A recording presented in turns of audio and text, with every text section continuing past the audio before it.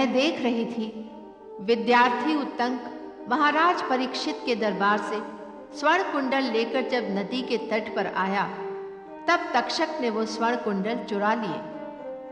अपने घर आकर तक्षक ने वो स्वर्ण कुंडल अपनी बहन मनसा को ये कहकर दिखाए कि वो रास्ते में पड़े मिले हैं। तभी ऋषि जर वहां आ गए। उन्होंने तक्षक को चेतावनी दी, किंतु तक्षक ने उनकी बात अनसुनी कर दी। तक्षक स्वर्ण कुंडल नगर सेठ के पास ले गया। नगर सेठ को तक्षक पर संदेह हुआ और वो पकड़ा गया। अब वो महाराज परीक्षित के सामने अपराधी के रूप में खड़ा था। तभी सैनिक विद्यार्थी उत्तंक को भी वहां ले आए। तक्षक का अपराध सिद्ध हुआ।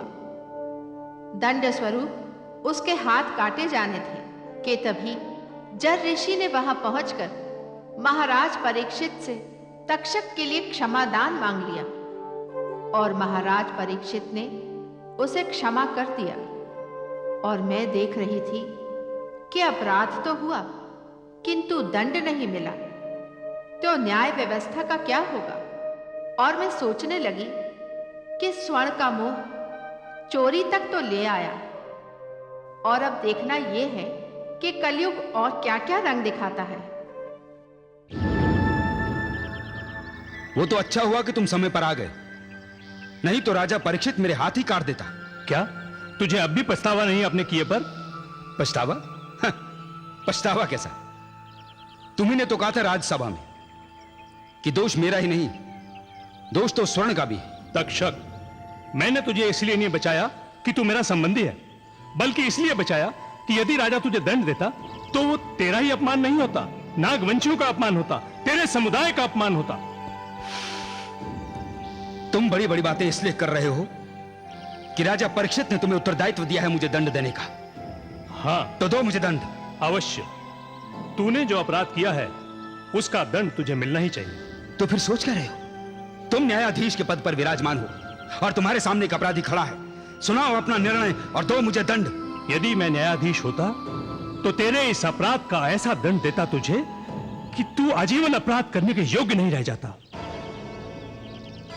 किंतु मैं एक न्यायाधीश नहीं, एक ऋषि हूं।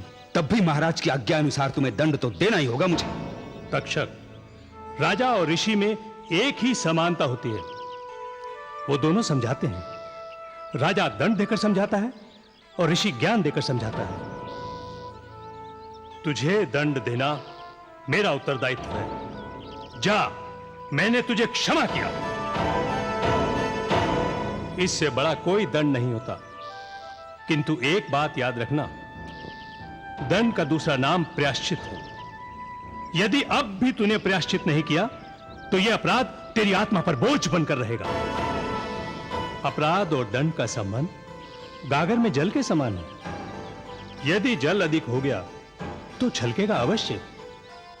इससे पहले तेरी गागर का जल भर जाए तक्षक, तेरा प्रायश्चित कर लेना उचित है। चलो, अच्छा हुआ कि तुमने मुझे क्षमा कर दिया, नहीं तो तुम्हें मेरी बहन को उत्तर देना पड़ता। तक्षक, कौन किसको उत्तर देगा यह तो समय ही बताएगा। ऋषिवर प्रणाम। आयुष्मान भव। क्या बात है? हम तक्षक को लेने आए हैं। मुझे लेने आए हो? क्यों? नागवंशियों की सभा में आपको उपस्थित होना है। मुझे? किंतु क्यों? इसका उत्तर तो नागवंशियों की सभा में मिलेगा। आप हमारे साथ चलिए। चलो।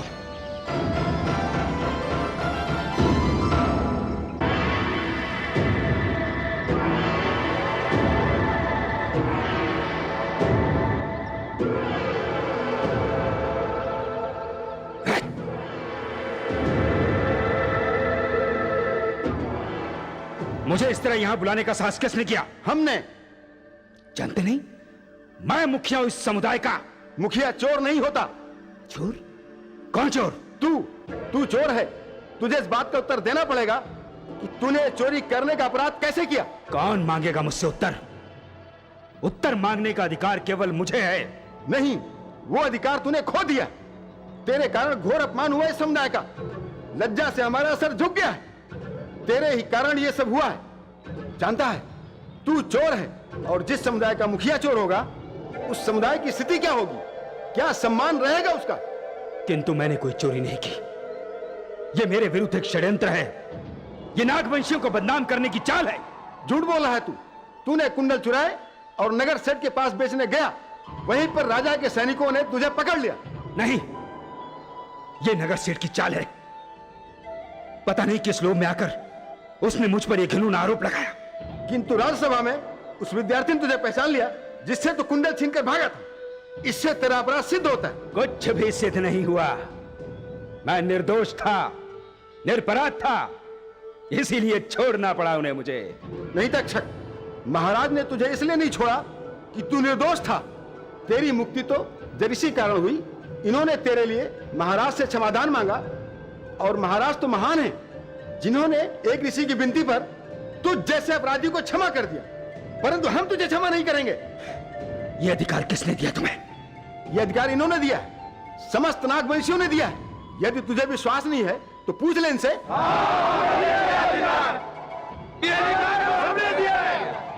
मुखिया मैं हूं या तू है? तक्षक, अब तू हमारा मुखिया नहीं रहा। नागवंशियों ने तुझे मुखिया पद से हटा दिया है। एक चोर, एक अपराधी हमारा मुखिया नहीं हो सकता। तुम सब लोग पागल हो गए हो। अरे मैं बार बार कह रहा हूं कि ये मेरे विरुद्ध षड्यंत्र है आर्यों का। ये आर्य शत्रु हैं हमारे। आर्य हमारे शत्रु नहीं, मित्र हैं। और तूने आर्यों और समस्त नागवंशियों के बीच में द्वेष उत्पन्न करने का प्रयत्न किया है। हम तेरी बातों में आने वाले नहीं। तूने जो अपराध किया है उससे तेरे पद की गरिमा कलंकित हुई है। इसके लिए सभा और ये हमारा समस्त नागवंश तुझे अपराधी मानता है। इसलिए तेरे लिए दंड यह है कि तू इसी समय इस सभा को छोड़कर निकल जा। अच्छा, यदि नहीं गया तो? यदि तूने हमारी बात नहीं मानी तो जो दंड तुझे राजा परीक्षित ने नहीं दिया वही दंड तुझे हम देंगे। अर्थात तुम्हारा दाहिना हाथ काट दूंगा। तुम्हारे इस कुकर्म से आज हम नागवंशियों के मुखिया का स्थान रिक्त हो गया है। हमें फिर से नया चुनाव करना पड़ेगा। इसके लिए कौन सा व्यक्ति योग्य है, यह निर्णय हमारी सभा करेगी। यदि आज अस्तीक होता तो हम सब मिलकर एक मत से उसे अपना मुखिया मान लेते।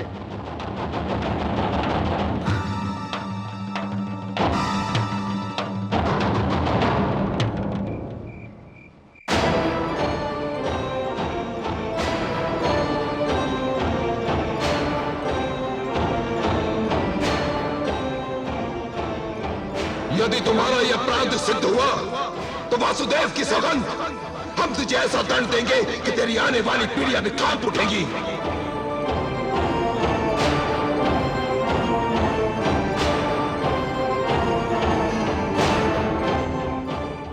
यदि तूने हमारी बात नहीं मानी तो जो दंड तुझे राजा परीक्षित ने नहीं दिया वही दंड तुझे हम देंगे। तुम्हारा दाहिना हाथ काट दूंगा।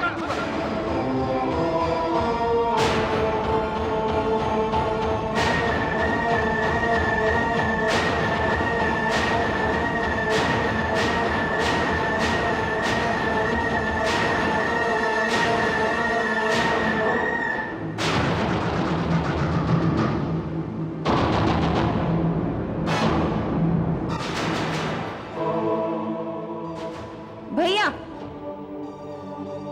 पागल हो गए आप? कहाँ जा रहे हैं? मैं इस नगर सेठ का वध कर दूंगा और उसके पश्चात इस राजा परीक्षित को।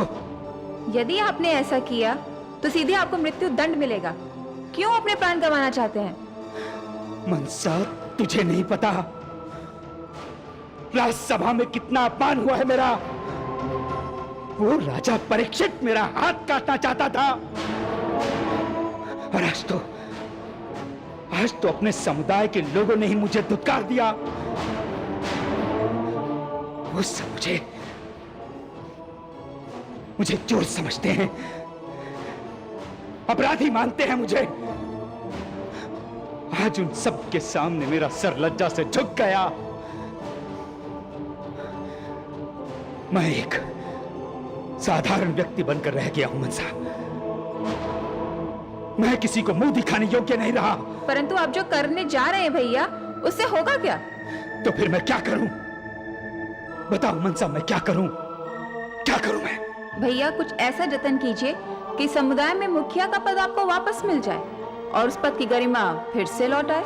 किंतु ये कैसे संभव है? संभव क्यों नहीं है भैया?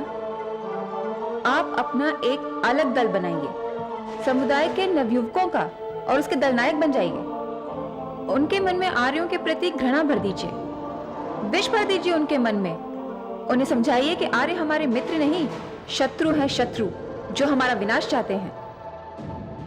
कौन मानेगा मेरी बात? सब मानेंगे आपकी बात भैया, सब मानेंगे। समुदायों के बीच में कोई घृणा, कोई द्वेष नहीं होता भैया। ये घृणा और द्वेष तो डालना पड़ता है। आप एक बार उनसे अपनी बात कह के तो देखिए। यदि ना माने तो फिर कहिए, और फिर भी ना माने तो बार बार कहिए, और तब तक कहते रहिए जब तक कि आपका झूठ उन्हें सत्य न लगने लगे। किंतु मनसा, ये सारा समुदाय तो मेरे विरुद्ध हो चुका है। ये बात आप अपने मन से निकाल दीजिए भैया। जब आप अपनी बात लोगों के सामने रखेंगे तो 10 में से 1 आपकी बात मानेगा। जब 1 आपकी बात मानेगा तो दूसरा भी मानेगा, और इस प्रकार सब लोग आपकी बात मानने लग जाएंगे भैया। इसके पश्चात जो आपकी बात ना माने उसे दंड देकर मनवाइए। जब सारा समुदाय आपके साथ हो जाएगा तो भला कौन रोक सकेगा आपको मुखिया बनने से, बताइए। किंतु इस सब के पश्चात उस बुढ़े गजरू को आप लात मार के बाहर निकाल दीजिएगा भैया, जो आपके विरुद्ध लोगों को भड़का रहा है। भैया, मुंह छिपाकर जीने का नाम जीवन नहीं है, सर उठाकर जीना ही जीवन है। यदि आपका सर ऊंचा उठा रहेगा तो सब के सब नतमस्तक हो जाएंगे आपके सामने। इस प्रकार आप आर्यों से भी टक्कर लेने योग्य हो जाएंगे। सच कहती है तू मनसा। मैं बनाऊंगा अपना दल, वापस बनूंगा मैं नागवंशियों का मुखिया। पिनारों के प्रति मैं घृणा उत्पन्न कर दूंगा सबके मन में। बदला लूंगा मैं अपने अपमान का। मनसा, सौगंध है मुझे तेरी, जिस दिन मुझे अवसर मिलेगा मैं राजा परीक्षित को छोड़ूंगा नहीं। वो मेरे हाथ काटना चाहता था ना, अब मैं काटूंगा उसके दोनों हाथ। इस प्रतीक्षोत की अग्नि उस दिन बुझेगी जिस दिन मैं महाराज परीक्षित से अपने अपमान का बदला लूंगा। भैया, आपकी सौगंध, आपके इस अभियान में मैं भी आपके साथ हूं।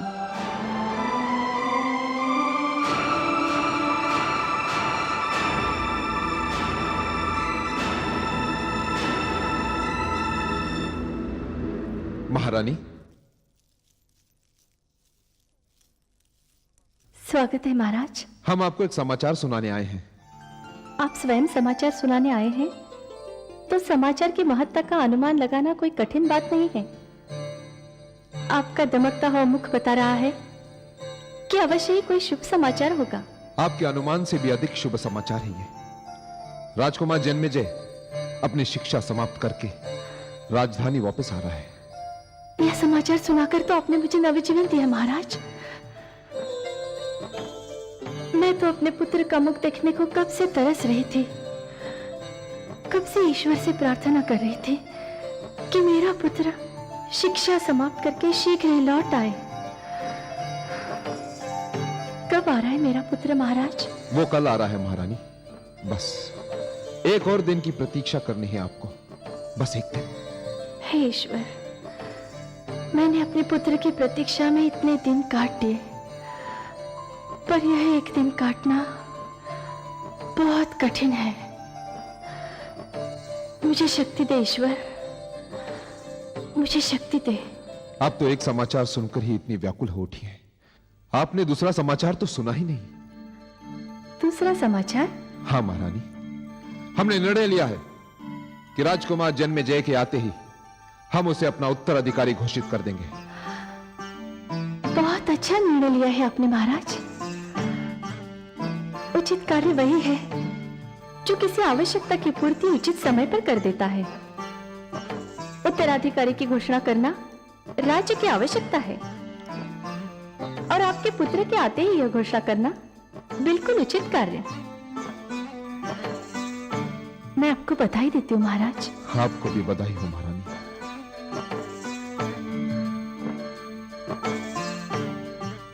मैं अपने पुत्र के स्वागत की तैयारियां करती हूँ।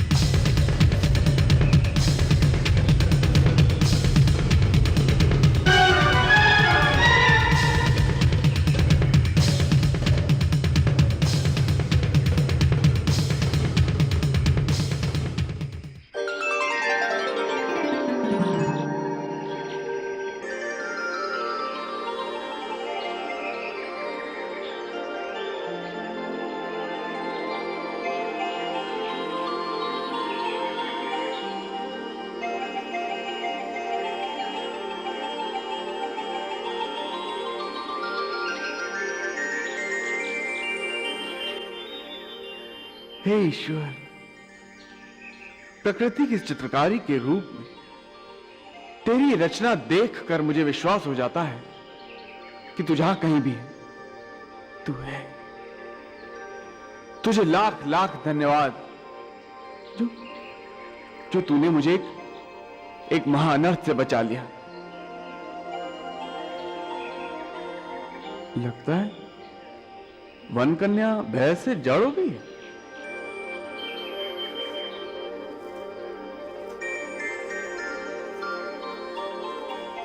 हे वन कन्या, मुझे क्षमा करो। मैंने बाण तो किसी हिंसक पशु के अरे अरे वन सुंदरी, मैं मानता हूं कि मुझसे अपराध हुआ है।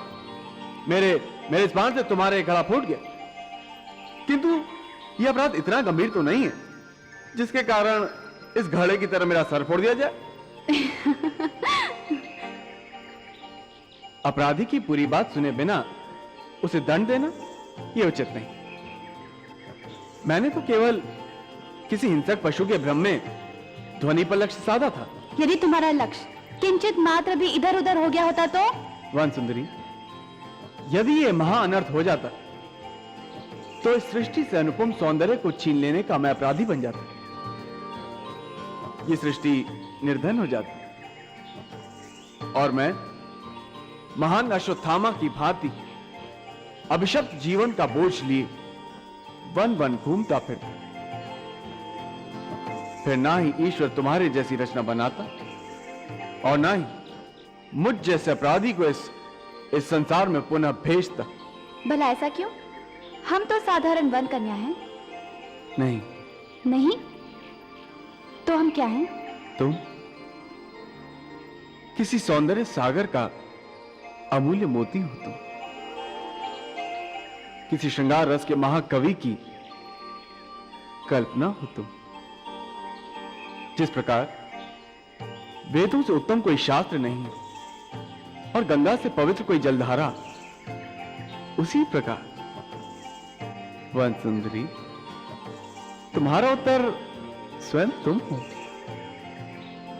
तुम काम शास्त्र की पद्मिनी नायिका हो। हे पंकजमुखी मोहिनी, नाम क्या है तुम्हारा? अरे क्या हुआ? नाम ले भी रहे हो और पूछ भी रहे हो। हम मोहिनी हैं। मोहिनी?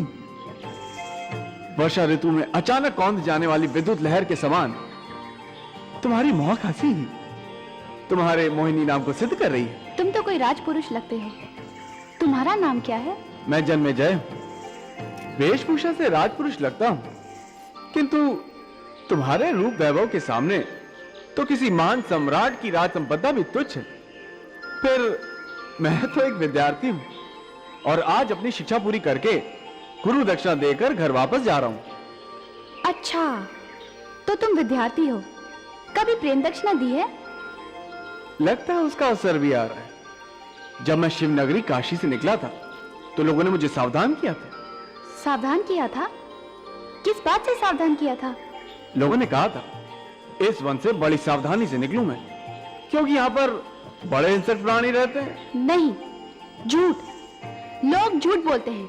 यहाँ एक भी हिंसक प्राणी नहीं है, यहाँ हम हैं। नहीं मोहिनी, लोगों ने सत्य ही कहा था। हाँ, कुछ पल के लिए हम भी हिंसक हो उठे। क्या करें, हम नागवंशी है ना। तुमने हमारी गागर फोड़ दी, हमने समझा शत्रु है, इसलिए हमने भी प्रहार कर दिया। अच्छा? हाँ, किंतु जब तुम्हें देखा ना तो ऐसा लगा देवता मानव रूप धारण करके सामने आ गए हो। तुम पे वार किया, हमसे भूल हो गई, हमें क्षमा कर दो। मोहिनी, तुम्हारी कलाई तो घायल हो गई।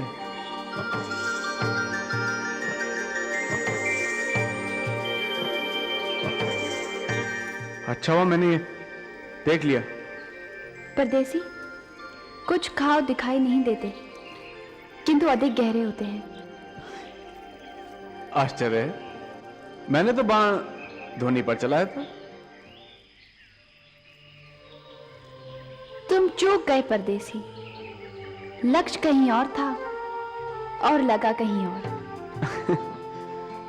यह सत्य है कि हम चूक गए, किंतु तुम्हारे नैनों के बाण नहीं चूके, वो तो सीधे लक्ष्य पर लगे। हमारे नैनों ने क्या किया? वही जो दूसरे बाणों से संभव नहीं था। तुम्हारे नैनों के बाण सीधे हृदय में लगे हैं मोहिनी। अब हम चलते हैं। मोहिनी,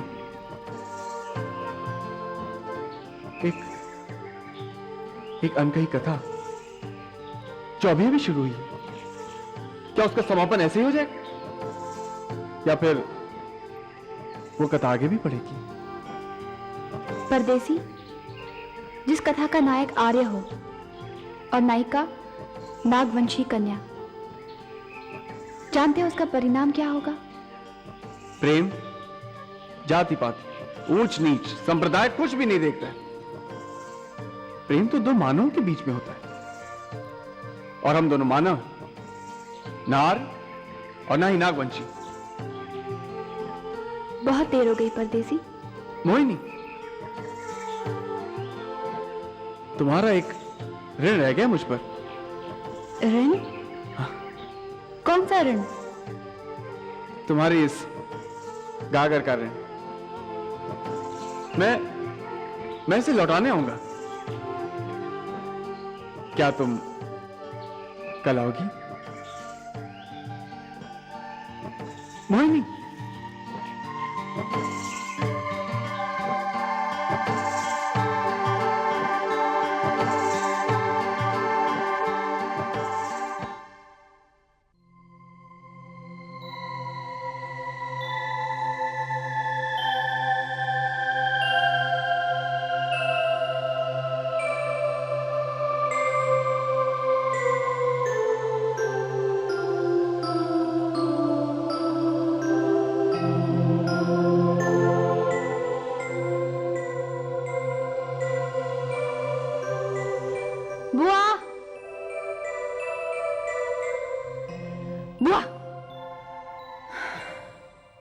हे नाग देवता, इस जन्म जलिका में क्या करूं?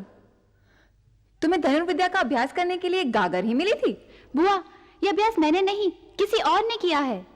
किसने? शक्ति ने? आने दे उसे। शक्ति ने नहीं बुआ, उसको तुम अपने पास फटकने तक नहीं देते। वो तो कोई और ही था बुआ, बड़ा अचूक लक्ष्य था उसका। कौन है वो? कौन है जिसके दिन पूरे हो गए हैं? तक्षक की पुत्री को छेड़ने का साहस इस क्षेत्र में किसने किया? है नहीं बुआ, था। वो आया, अपना लक्ष्य साधा और चला गया। हुआ ये बुआ कि झील किनारे हम अपनी गागर में जल भर रहे थे। सनसनाता हुआ वो वीर आया, अपना लक्ष्य साधा और हमारी गागर की प्राण ले गया। हम जड़ बने वहीं खड़े रहे। फिर वो चलकर हमारे पास आया और हमने भी गागर उठाकर उस पर प्रहार कर ही दिया, किंतु किंतु किंतु क्या वो बच गया? नहीं बुआ, कोई नहीं बचा, ना वो ना हम। बस हमारी कलाई पर थोड़ा सा घाव लगा। क्या? किंतु बुआ, वो तो अंदर तक बुरी तरह घायल होकर चला गया। अब वो लगता है पता नहीं क्या कहती रहती है। ये तो किसी आर्य का फेटा है। क्या वो कोई आर्य था?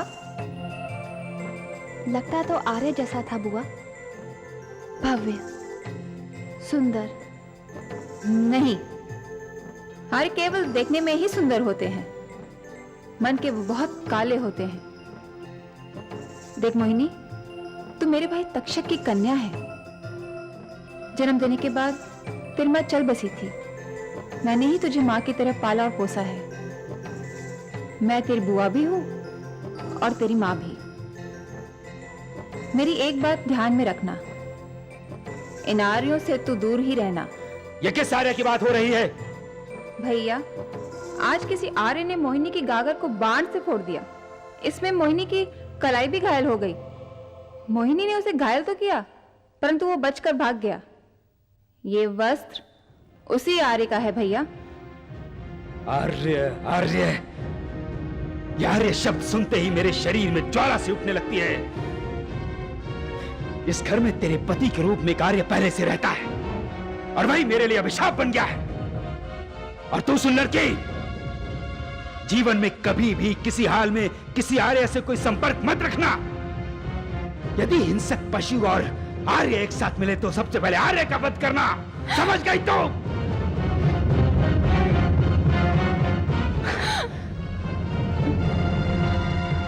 इस घर में आर्य एक जन्म के रूप में भी नहीं रह सकता।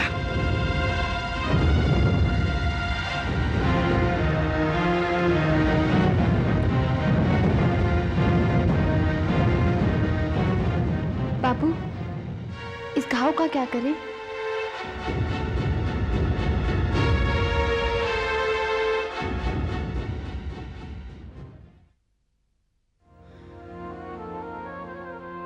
मनसा, इस पर लेप लगा दे। जी भैया।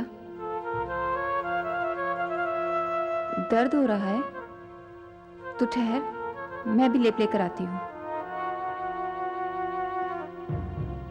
जब घाव लगा तब पता ही नहीं चला, अब दर्द बढ़ता ही जा रहा है। उसकी दशा क्या होगी?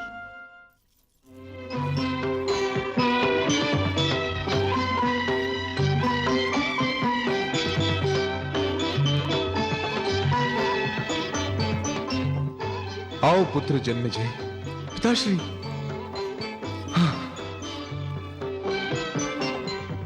प्रणाम पिताश्री।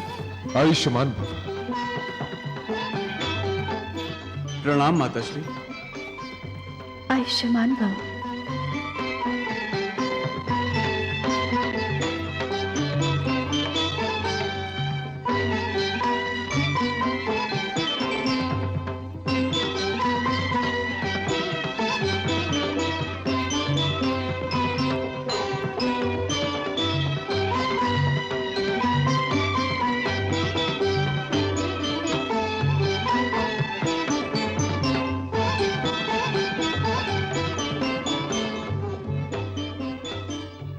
इन्हीं याचकों में बंटवा दो। चलो पुत्र, आओ।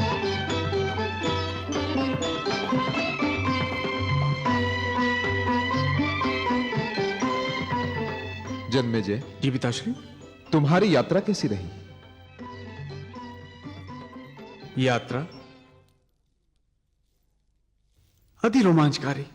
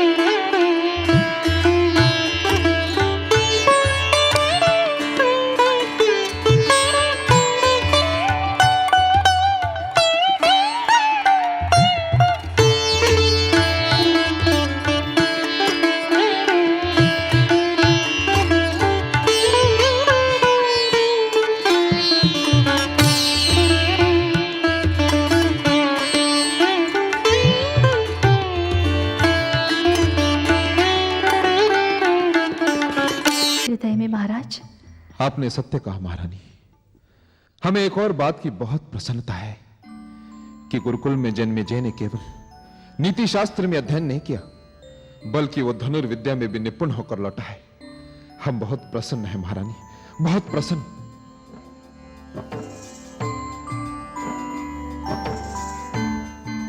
चिरंजीव जन्मेजय, चिरंजीव चिरंजीव हो। दादाश्री, आयुष्मान भव, यशस्वी भव। वर्षा ऋतु में चातक की भांति मेरे नयन तुझे देखने को व्याकुल थे। मैं भी दादाश्री, मैं भी। गुरुकुल में उदार पिता समान गुरु थे। माताश्री का दुलार तथा देखभाल के गुरु पत्नी थी। अनुशासन मित्र था और परिश्रम सगे संबंधी। किंतु कोई भी वस्तु ऐसी न थी दादाश्री जो आपके स्नेह का स्थान ले सकती। मैं धन्य हो गया जन्मेजय, धन्य हो गया। उस कठिन अनुशासन के वातावरण में तुझे मेरा स्नेह याद रहा। क्यों न रहता दादाश्री, क्यों न रहता। कदाचित आप नहीं जानते, मेरे आचार्य गण भी आपके प्रशंसक हैं। वो तो कहते हैं कि आप शांति और अहिंसा के प्रचारक हैं। वो तो ये भी कहते हैं कि आप सन्यासी महामंत्री हैं। ये तो तुम्हारे आचार्यों की महानता है, वे सब ज्ञान के सागर हैं। किंतु ये बात सत्य है कि किसी भी राज्य के महामंत्री को सन्यासी जैसा होना चाहिए। उसे किसी भी प्रकार के मोह या पक्षपात से परे होना चाहिए। यह तो चमत्कार हो गया दादाश्री। दीक्षांत समारोह में जब मेरे प्रधान आचार्य ने मुझसे यही प्रश्न पूछा कि राजा कैसा हो, महामंत्री कैसा हो, तो मैं जो कुछ भी आपके और पिताश्री के बारे में जानता था बोल गया।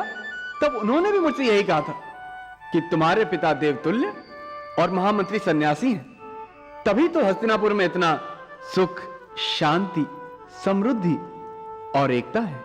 यह सब कुछ बना रहे इसलिए हमने तुम्हारे कंधों पर एक उत्तरदायित्व डालने का निर्णय किया है। महाराज परीक्षित चाहते हैं कि तुम्हें युवराज घोषित कर दिया जाए और इस पूर्णिमा को तुम युवराज बना दिए जाओगे। इसे पद नहीं, अपना उत्तरदायित्व समझकर स्वीकार करता हूं। किंतु क्या मैं इस पद के योग्य भी हूं, इस बात का निर्णय कैसे होगा? वो निर्णय हम कर चुके हैं जन्मेजय। इसमें कोई पक्षपात नहीं किया। गुरुकुल से हर 3 महीने पर तुम्हारे बारे में हम तुम्हारे आचार्यों से मत लेते रहे। तुम्हारा दादा हूं, केवल इसलिए मैंने महाराज परीक्षित को तुम्हें युवराज बनाने का परामर्श नहीं दिया। जन्मेजय, महाभारत में महाराज धृतराष्ट्र से हुई भूल को दोहराया नहीं जाएगा। दादाश्री, मैं आपकी महानता को प्रणाम करता हूं। अब आप विश्राम कीजिए, मैं प्रातःकाल आपके दर्शन को आऊंगा। सुनो, एक नियम की बात बताना तो भूल ही गया जन्मेजय। युवराज बनने से पहले तुम्हारे ऊपर कोई भी ऋण नहीं होना चाहिए। दादाश्री, माता पिता की आजीवन सेवा करके तथा गुरु को गुरु दक्षिणा देने के उपरांत भी उनका ऋण नहीं चुकाया जा सकता। किंतु कुछ ऋण ऐसे होते हैं जन्मेजय जो वचन के रूप में दिए जाते हैं।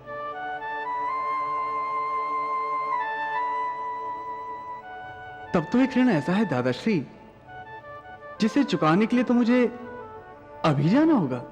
पगले, यह भी कोई समय है ऋण चुकाने का? अब रात हो गई है, सो जाओ, प्रातः काल चले जाना। नहीं दादाश्री, यदि ऋण चुकाने अभी नहीं गया तो कदाचित नींद नहीं आएगी। ना मुझे, ना उसे जिसका ऋण चुकाना है।